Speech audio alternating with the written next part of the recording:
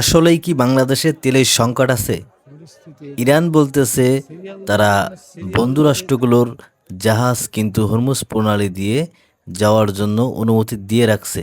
Hormuz প্রণালী দিয়ে ৬টি দেশের জাহাজ যাওয়ার অনুমতি আছে, যার ভিতরে বাংলাদেশ, ভারত এবং পাকিস্তান আছে। আমাদের গভর্নমেন্টের পক্ষ থেকে জানানো হচ্ছে যে দেশে কোনো রকম তেলের সংকট নেই।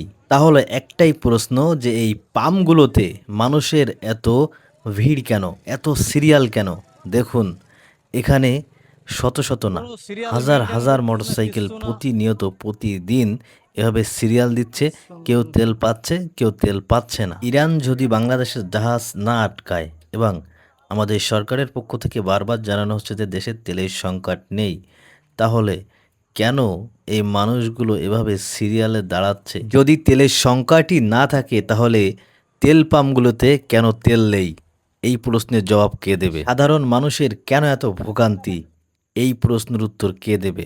একটা উপজেলায় যদি 3টা তেল পাম্প থাকে, তাহলে দেখা যায় যে একটা তেল পাম্পে তেল দেয়া হয়। তবে এখন তেল পাম্পে যাওয়ার পর তারা জানাচ্ছে যে অনির্দিষ্টকালের জন্য বন্ধ আছে। আসলে কি বাংলাদেশের তেলের সংকট আছে, নাকি সংকট তৈরি করা হচ্ছে, নাকি পাবলিকের কারণে তেল দিতে পারতেছে না?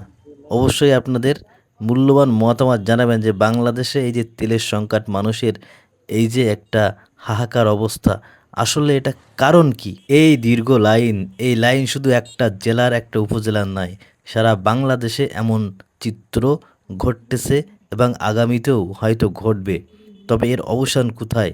আসলে কি কোনো সমাধান হবে, নাকি এমন দৃশ্য প্রতিনিয়তই ঘটতে থাকবে? আপনার সাদা মনে কি আছে? অবশ্যই কমেন্ট করে আপনার মূল্যবান মতামত জানাবেন।